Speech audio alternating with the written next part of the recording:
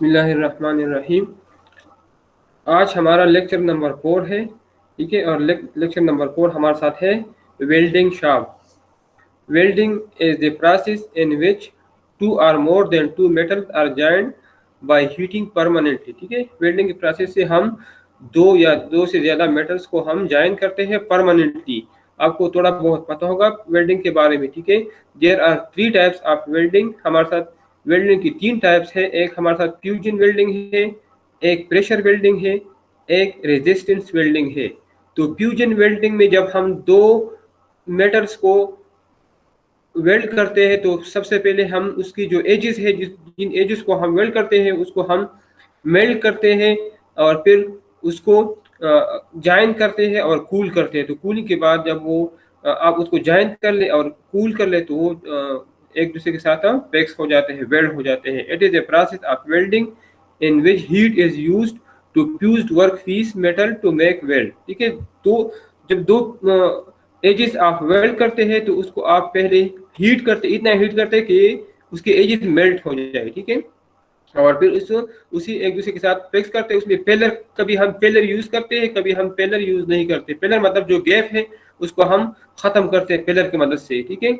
और उसके बाद जब जब ये कूल हो जाए तो कूलिंग के बाद ये एक दूसरे के साथ वेल्ड हो जाते हैं। तो एक हमारे साथ है फ्यूजन वेल्डिंग। फ्यूजन वेल्डिंग में हमारे साथ जो लैब में अवेलेबल है वो हमारे साथ एक इलेक्ट्रिक आर्क वेल्डिंग है और एक हमारे साथ गैस वेल्डिंग है, ऑक्सी एसिटाइलिन वेल्डिंग। दूसरा हमारे साथ प्रेशर वेल्डिंग है। प्रेशर वेल्डिंग का मतलब ये है कि मैकेनिकल फोर्स की मदद से, जिस तरह पिछले लेक्चर में हमने फोर्ज वेल्डिंग एक टर्म पढ़ा था, फोर्ज वेल्डिंग, ठीक है।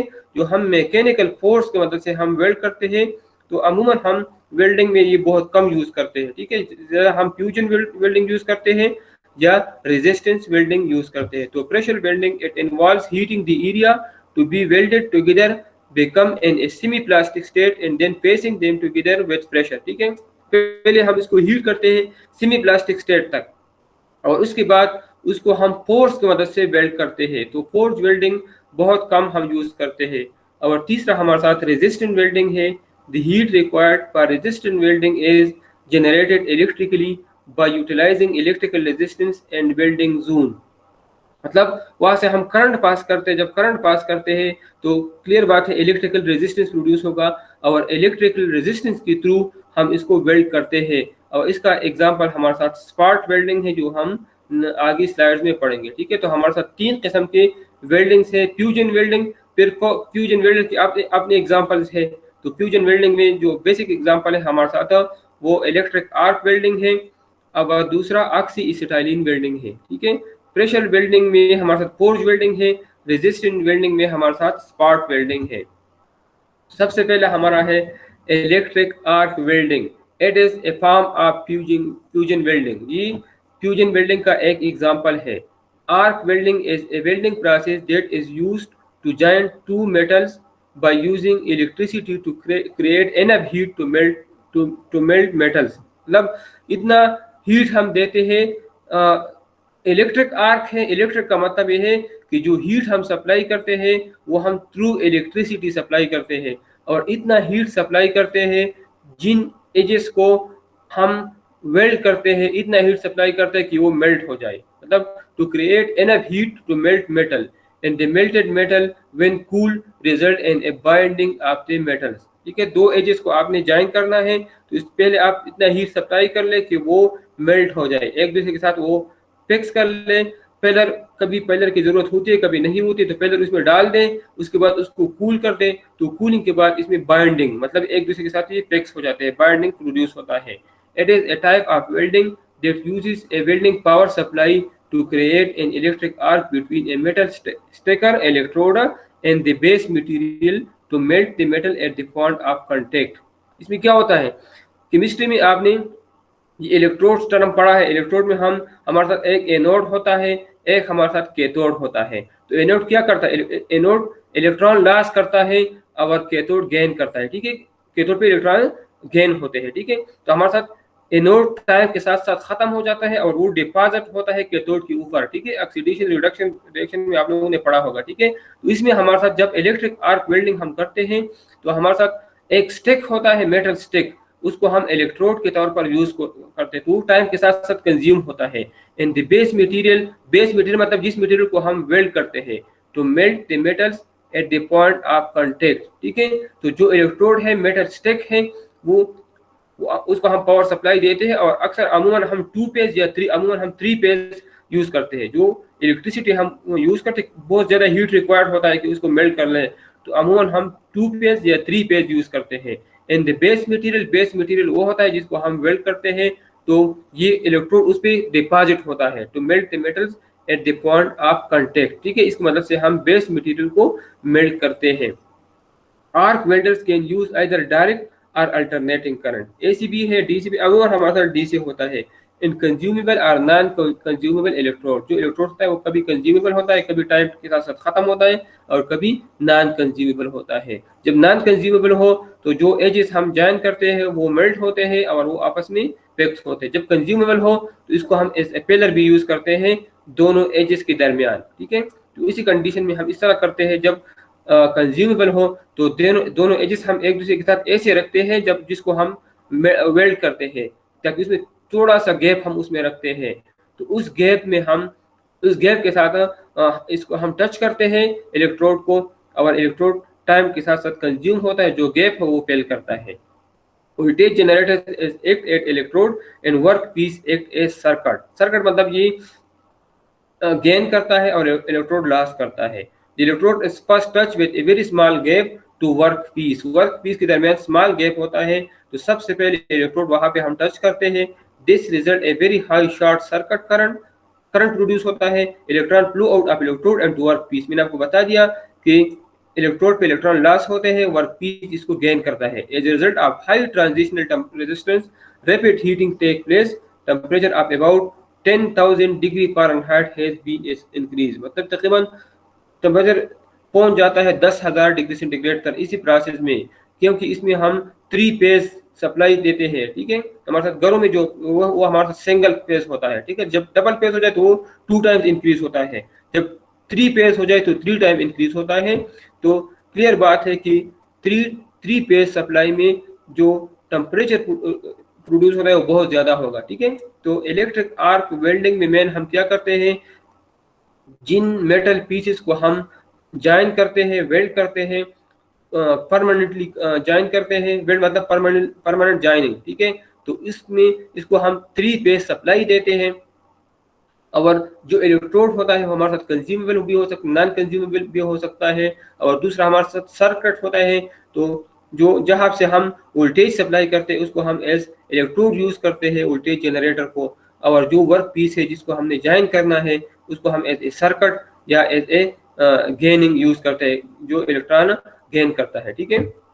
तो सिंपल चीज है, 2 वर्क पीस हम कोइंसाइड रखते हैं, उसमें कभी गैप होगा कभी नहीं होगा, ठीक है। कंज्यूमेबल हो तो इसमें हम गैप छोड़ते हैं, नॉन कंज्यूमेबल इलेक्ट्रोड हो तो इसमें हम गैप नहीं छोड़ते, ठीक है। तो इसको हम सप्लाई देते हैं और इतना हीट उसको सप्लाई करते हैं कि ये मेल्ट हो, जो एजेस हम जॉइन करते हैं वो मेल्ट हो जाए, ठीक है। फिर हम इसको जॉइन करते हैं, इसके बाद हम उसको कूल करते हैं। तो कूलिंग के बाद ये जब कूल हो जाए तो बाइंडिंग इसमें प्रोड्यूस होता है, इसमें परमानेंट जॉइनिंग इसमें प्रोड्यूस होता है। तो हमारे साथ है इलेक्ट्रिक आर्क वेल्डिंग। अब हमारे साथ ये इलेक्ट्रिक आर्क वेल्डिंग है जो इस पिक्चर में नजर आता है। तो इसमें ये हमारे साथ जो जगह हमने जॉइन किया है वो हमारे साथ ये है, ये स्लैग ये सरफेस प्रोड्यूस होता है। तो स्लैग के अपने फायदे हैं, स्लैग हमारे साथ जब इधर स्लैग प्रोड्यूस होता है तो हमारे साथ इधर ईयर नहीं आ सकता, जब इधर आ जाए तो इसमें स्मॉल होल प्रोड्यूस होता है, तो सही वेल्डिंग नहीं होता, ठीक है। अगर वेल्डिंग जोन के अंदर ईयर्स आ जाए तो इधर बबल्स प्रोड्यूस होंगे, बबल मतलब स्मॉल स्पेसेस, तो सही वेल्ड नहीं होगा, ठीक है। इसको हम बेड कहते हैं। ये सॉलिडिफाइड वेल्ड मेटल है, ये मोल्टन मेटल है, और ये हमारे साथ आर्क है, ये जो आपको नजर आता है ये आर्क है, ये वो कंटिन्यूस फ्लेम है। आर्क क्या है, इलेक्ट्रिक आर्क वेल्डिंग में आर्क हमारे साथ क्या है, कंटिन्यूस फ्लेम है, जो हाई वोल्टेज की वजह से जो कंटिन्यूस फ्लेम प्रोड्यूस होता है, जिसकी वजह से बहुत ज्यादा हीट प्रोड्यूस होता है और एजेस मेल्ट होता है, तो इस चीज को हम आर्क कहते हैं, कंटिन्यूस फ्लेम, ठीक है। और दूसरा ये हमारे साथ गैस वेल्डिंग, अक्स एसिटाइलिन वेल्डिंग है, तो ये फ्लेम है, ये जो आपको नजर आते हैं मुख्तलिफ फ्लेम्स हैं। एक को हम कार्बोराइजिंग फ्लेम कहते हैं, एक को हम ऑक्सीडाइजिंग फ्लेम कहते हैं, एक को हम न्यूट्रल फ्लेम कहते हैं। तो एक हमारे साथ इलेक्ट्रिक आर्क वेल्डिंग है, दूसरा हमारे साथ गैस वेल्डिंग या ऑक्सी एसिटाइलिन वेल्डिंग। तो ऑक्सी एसिटाइलिन वेल्डिंग में हम दो गैसेज यूज करते हैं, एक ऑक्सीजन और एक एसिटाइलिन। तो जब ऑक्सीजन ऑक्सीजन की रेशियो ज़्यादा हो एसिटाइलिन से, मतलब ऑक्सीजन ज़्यादा हो एसिटाइलिन से, तो इसका मतलब ये हमारे साथ कार्बोनाइजिंग फ्लेम है, ठीक है। जब दोनों की रेशियो बराबर हो तो इस किस्म की फ्लेम को हम न्यूट्रल फ्लेम कहते हैं। जब ऑक्सीजन कम हो तो इस किस्म की फ्लेम को हम ऑक्सीडाइजिंग फ्लेम कहते हैं, ठीक है। तो इसी केस में कार्बोनाइजिंग फ्लेम हम कटिंग पर्पसेस के लिए यूज करते हैं, ऑक्सीडाइजिंग फ्लेम कार्बोनाइजिंग फ्लेम हम प्री हीटिंग के लिए यूज करते हैं, वो आगे आ जाएगा, ठीक है। ऑक्सीडाइजिंग फ्लेम हम कटिंग के लिए यूज करते हैं और न्यूट्रल फ्लेम अमूमन हम वेल्डिंग के लिए यूज करते हैं। तो ये गैस वेल्डिंग या ऑक्सीडाइजिंग वेल्डिंग ये भी हमारे साथ फ्यूजन वेल्डिंग है। इस फ्लेम के थ्रू हम एजेस को मेल्ट करते हैं और उसको जॉइन परमानेंटली जॉइन करते हैं। तो दूसरा हमारे साथ है oxy acetylene welding. It is also form of fusion welding. The heat is produced by burning acetylene with oxygen giving temperature of about 6000 degree Fahrenheit. ये हमारे साथ इसमें तकरीबन 6000 डिग्री फ़ारेनहाइट टेम्परेचर प्रोड्यूस होता है। The edge of metal to be welded and fused together when metal becomes solid. There are three main flames in gas welding. gas welding में तीन flames हैं, मैंने आपको बता दिया। एक हमारे साथ कार्बोनाइजिंग फ्लेम है, एक हमारे साथ ऑक्सीडाइजिंग फ्लेम है और न्यूट्रल। तो ये तीनों फ्लेम जो प्रोड्यूस, इसमें फर्क सिर्फ इस क्या है, ऑक्सीजन और एसिटाइलिन के रेशो का। कार्बोनाइजिंग फ्लेम में ऑक्सीजन कम होगा बनिस्बत एसिटाइलिन की। इन this flame ratio of oxygen gas is less than acetylene gas. Its color is yellow and used for preheating. Preheating का मतलब ये है आप फर्नेस को पहले हीट करते हैं, फर्नेस पे आप कोई ऑपरेशन करते हैं या कोई और चीज हो, ठीक है। फर्ज करें आप फर्नेस में कोई हीट ट्रीटमेंट प्रोसेस करते हैं, तो हीट ट्रीटमेंट में उसमें वो सैंपल रखने से पहले आप पहले 1 घंटे के लिए या आप कहते हैं कि 200 डिग्री सेंटीग्रेड तक इसको हीट कर दें, उसके बाद इस पर हम ऑपरेशन करेंगे। तो कार्बोनाइजिंग फ्लेम से हम वेल्डिंग नहीं करते, ये हम प्री हीटिंग के लिए यूज करते हैं, ठीक है। तो प्री हीटिंग का यही मतलब है जो मैंने बता दिया। Its temperature is 5500 degree Fahrenheit. दूसरा हमारे साथ है oxidising flame. In this flame ratio of oxygen gas is greater than acetylene gas. इसमें ऑक्सीजन गैस ज्यादा होता है, more than 50%। Its colour is white and have high temperature about 6300 degree Fahrenheit. It is used for cutting purpose. मतलब जो small sheets of metal होते हैं उस पे हम इसकी मदद से हम वो कट करते हैं, ठीक है। तो ऑक्सीडाइजिंग फ्लेम भी हम वेल्डिंग के लिए यूज नहीं करते, ये हम कटिंग पर्पस के लिए यूज करते हैं और इसमें ऑक्सीजन की रेशो एसिटाइलिन से ज्यादा होती है, ठीक है। और तीसरा हमारे साथ है neutral flame. In this flame ratio of oxygen gas is equal to acetylene gas. Its colour is blue and is use for welding purposes, ठीक है। इसमें ऑक्सीजन गैस भी 50% होता है और एसिटाइलिन गैस भी 50% होता है, मतलब दोनों का रेशो बराबर होता है और ये फ्लेम हम वेल्डिंग पर्पसेस के लिए यूज करते हैं। It's temperature is about 5800 degree Fahrenheit. Spot welding ये हमारे साथ रेजिस्टेंट वेल्डिंग है। It is form of resistant welding in which current and force transmitted by spot welding electrode। मतलब स्पॉट वेल्डिंग इलेक्ट्रोड है हमारे साथ। स्पॉट वेल्डिंग इलेक्ट्रोड से हम करंट पास करते हैं। जब करंट पास करते हैं तो करंट और फोर्स की मदद से हम इसको जॉइन करते हैं। रेजिस्टेंस प्रोड्यूस होता है, जब जहाँ पे करंट हो वहाँ पे रेजिस्टेंस प्रोड्यूस होता है, तो रेजिस्टिव फोर्स की मदद से हम इसको जॉइन करते हैं, ठीक है। तो इसमें भी हमारे साथ एक इलेक्ट्रोड होता है, इलेक्ट्रोड। तो इलेक्ट्रोड से इलेक्ट्रोड कंज्यूमेबल होगा, वो इलेक्ट्रॉन लॉस करेगा जिस जगह को हम वेल्ड करते हैं, तो वहाँ पे वो हम इसको हम जॉइन करेंगे, ठीक है, इस रेजिस्टेंट वेल्डिंग की मदद से या फोर्स की मदद से। The parts are placed between electrodes and current is switched on. The parts are placed, इसमें इस तरह जो दो पार्ट्स हम जॉइन करते हैं वो हम इलेक्ट्रोड के दरमियान रखते हैं, ठीक है, और करंट ऑन करते हैं। A welding spot is formed at the pressure point by electrical resistance of material, ठीक है। इलेक्ट्रिकल रेजिस्टेंस की मदद से हम फोर्स अप्लाई करते हैं और इसको वेल्ड करते हैं। तो इसमें हमारे साथ एक सोल्डर यूज होता है, It is a better wire, solder क्या एक वायर है, which is used in soldering process. It is an alloy of tin and lead. तो ये सोल्डर अमूमन हमारे साथ एक सोल्डरिंग प्रोसेस है, तो सोल्डरिंग प्रोसेस में ये सोल्डर यूज होता है, ये कंज्यूम होता है, ये सोल्डर हमारे साथ अमूमन कंज्यूम होता है और ये दो मेटल्स को जॉइन करते हैं, ठीक है। अमूमन हम इसको उर्दू में या कुछ में काविया काविया लफ्ज यूज करते हैं, वो कंज्यूम होता है और दो मेटल शीट को जॉइन करते हैं। It is a better wire which is used in soldering process. It is a an alloy of tin and lead, ठीक है। टिन इसमें 60% होता है और लीड इसमें 40% होता है। Soldering, it is a process in which two same और different metal are joined with the help of soldering wire. जो सोल्डर हमने पढ़ा, जो एलाई है, उसकी मदद से हम दो मेटल्स को जॉइन करते हैं। हमारे साथ एक सॉफ्ट सोल्डरिंग है और एक ब्रेजिंग है। In this two same soft soldering क्या है, in this two same in thin sheets are joined with the help of solder. Its melting temperature is 400 to 800 degree Fahrenheit. Brazing, two or more metals are joined with the help of non-porous speller rod at a temperature of 800 degree Fahrenheit. ये Bros splitter, ठीक है। ये non पेरस speller rod ये भी solder है, ठीक है, लेकिन ये हमारे साथ ally of copper and zinc है, ठीक है। तो हमारे साथ जो सॉफ्ट सोल्डरिंग है उसमें हम जो एलाई यूज करते हैं वो टिन और लीड का है, और ब्रेजिंग में हम जो एलाई यूज करते हैं वो कॉपर और जिंक का है। दोनों में फर्क ये है कि सॉफ्ट सोल्डरिंग ये थिन शीट्स की वेल्डिंग के लिए यूज करते हैं और ब्रेजिंग ये बनिस्बत इसकी थिक शीट की जॉइनिंग के लिए यूज करते हैं। और सॉफ्ट सोल्डरिंग का टेम्परेचर कम होता है बनिस्बत ब्रेजिंग का। ब्रेजिंग में टेम्परेचर ज़्यादा होता है और सॉफ्ट सोल्डरिंग में अमूमन टेम्परेचर कम होता है। वेल्डिंग टूल्स, मुख्तलिफ टूल्स है, इधर 3 टूल मैंने ऐड की है। आगे भी है chipping hammer, hand sheet screen, goggles, ठीक है। तो गॉगल्स हमारे साथ ऐनक की तरह होते हैं। गॉगल क्या है, गॉगल ऐनक की तरह होते हैं, ये आंखों की प्रोटेक्शन के लिए हम यूज करते हैं। हमारे लैब में ये गॉगल्स अवेलेबल है। हैंड शीट स्क्रीन, ये हैंड शीट स्क्रीन ये हम फेस और आंखों की प्रोटेक्शन के लिए यूज करते हैं, ठीक है, ये भी हमारे लैब में अवेलेबल है।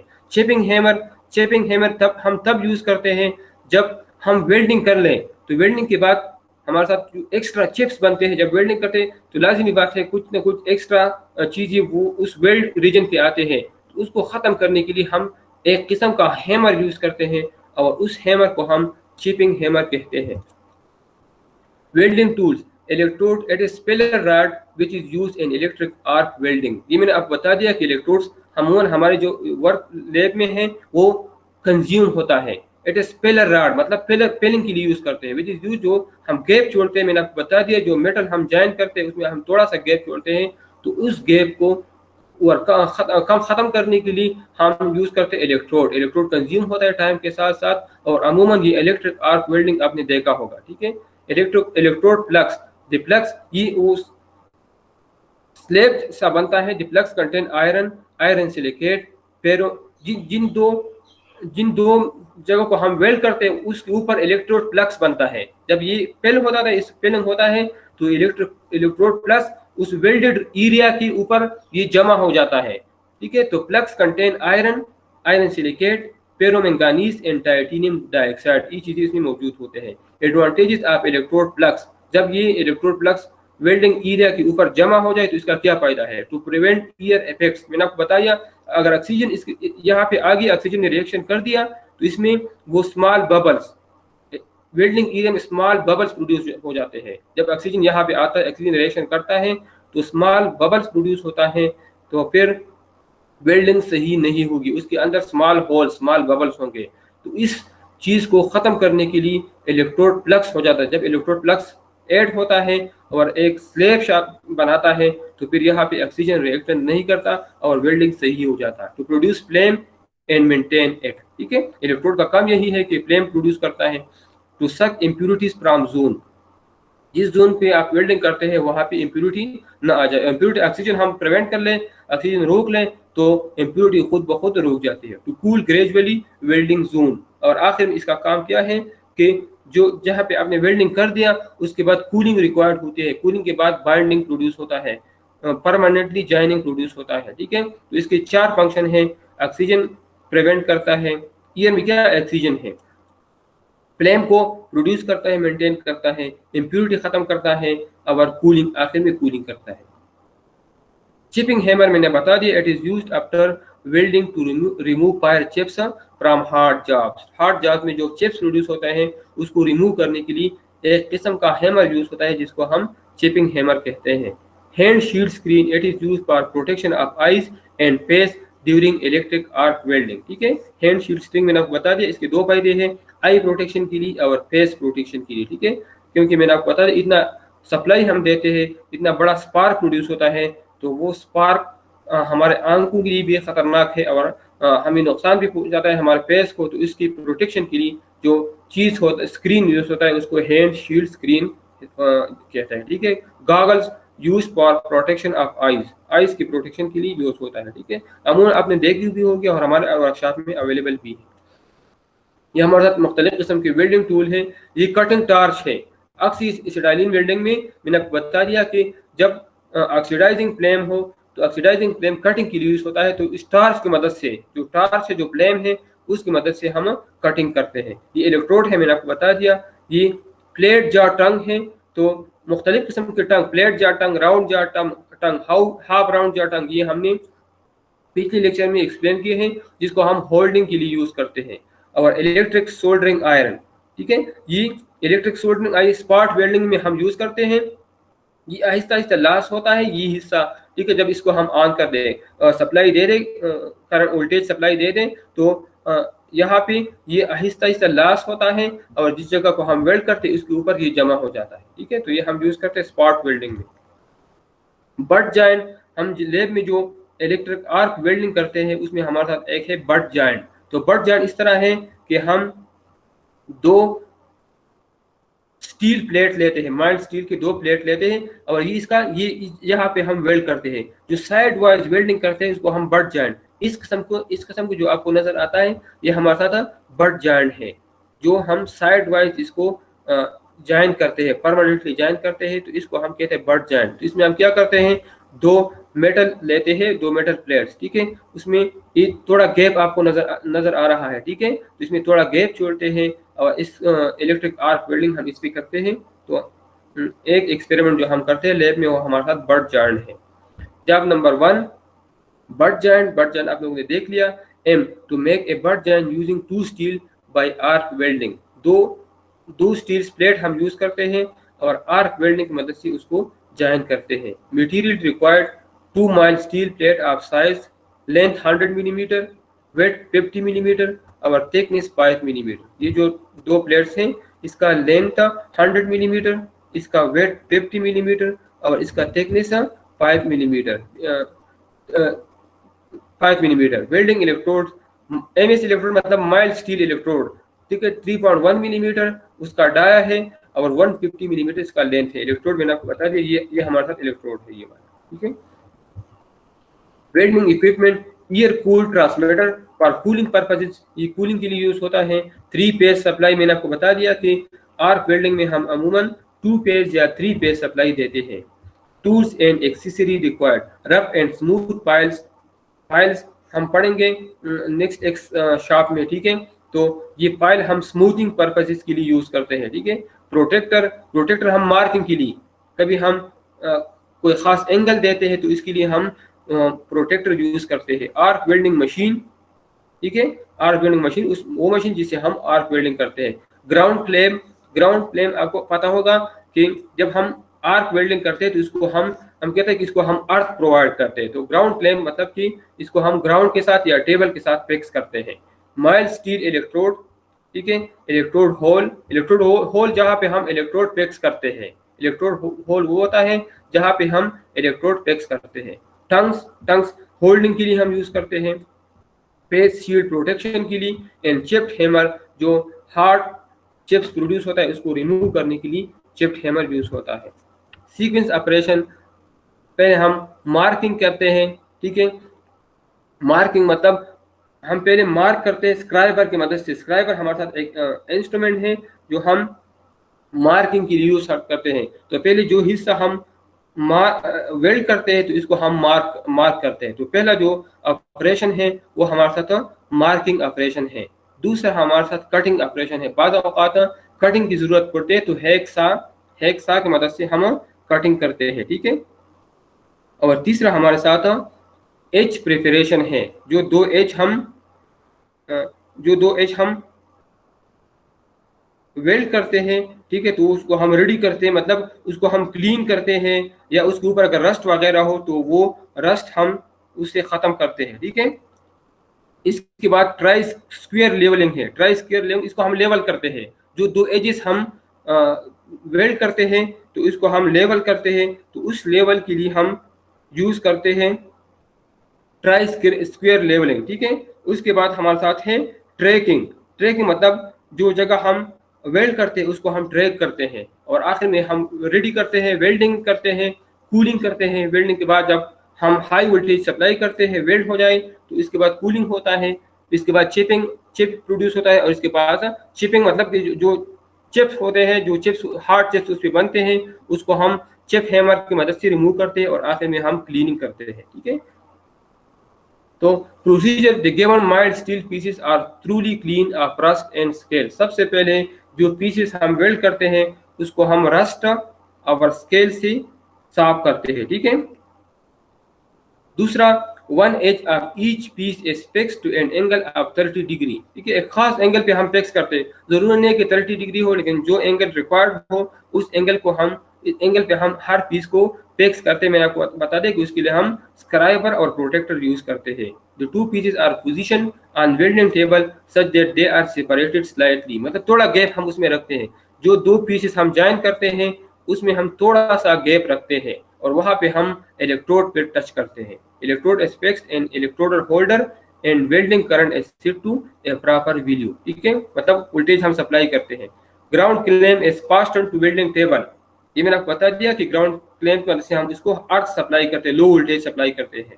वेयरिंग एप्रॉन, जो प्रोटेक्शन के लिए हम जो जो कपड़े हम यूज करते हैं प्रोटेक्शन के लिए, इसको हम कहते हैं apron. And using face shield. Face shield आपको पता है, the arc struck and holding two pieces together. Arc produce होता है, आर्क मैं आपको बता दें कि कंटिन्यूस फ्लेम है। आर्क क्या है? कंटिन्यूस फ्लेम है। अब वो दो पीसेस को कंबाइन करते हैं। First run of weld is done to fit gap, मतलब दो दफा हम आर्क प्रोवाइड करते हैं। पहले आर्क में गैप खत्म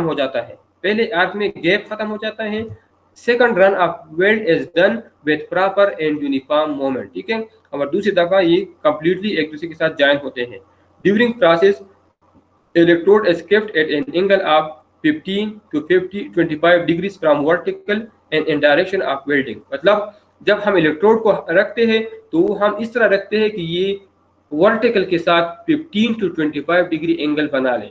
ये ना हम वर्टिकल पोजीशन पे रखते हैं इलेक्ट्रोड को, ना हॉरिजॉन्टल पोजीशन पे। ये हम ऐसा फिक्स करते हैं कि वर्टिकल के साथ इसका एंगल फ्रॉम 15 to 25 डिग्री आ जाए। The scale formation of weld is removed by using chipping hammer. तो ये मैंने आपको बता दी, जो स्केल्स बनते हैं उसको हम चिपिंग हैमर की मदद से ख़त्म करते हैं, और आखिर में उसको साफ करते हैं। क्लीनिंग ब्रश की मदद से हम उसको साफ करते हैं, और प्रोसेस कंप्लीट हो जाता है। The single V butt joint is thus made using tool and equipment as mentioned above। तो आखिर में हमारे साथ जो बट हम बनाते हैं, वी बट जॉइंट हम बनाते हैं, तो आखिर में वो बनता है। वेल्डिंग टूल, ये चिपिंग हैमर, ये मैंने आपको बता दिया। वायर ब्रोशर की मदद से हम इसकी मदद से हम क्लीनिंग करते हैं। वायर ब्रश यूज होता है क्लीनिंग पर्पस के लिए। फेस शील्ड मैंने आपको बता दिया कि ये हम प्रोटेक्शन के लिए यूज करते हैं। प्लेट चीजल, ये चीजल अगर इसके ऊपर चिप्स बनते हैं, इसका ये इस तरह बहुत ज्यादा नैरो होता है, मतलब इसको हम कटिंग के लिए यूज करते हैं। अगर बहुत ज्यादा थिक चिप्स बन जाए तो उसकी रिमूव करने के लिए प्लेट चीजल यूज होता है। प्लेट टंग इसको होल्डिंग के लिए यूज करते हैं, और फाइल इसको स्मूथिंग पर्पसेस के लिए यूज करते हैं।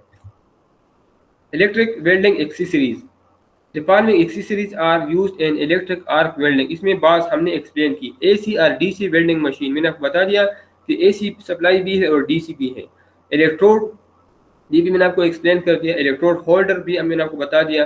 केबल एंड केबल कनेक्टर हैं जो हम यूज करते हैं। चिपिंग हैमर बता दिया कि चिप्स रिमूव करने के लिए यूज करते हैं। फेस शील्ड प्रोटेक्शन के लिए यूज करते हैं। पंच टंग, तो टंग क्या है? होल्डिंग डिवाइस है, और पंचिंग मैंने पिछली क्लास में आपको एक्सप्लेन किया है। प्लेट फाइल है, ये स्मूथिंग के लिए यूज़ करते हैं।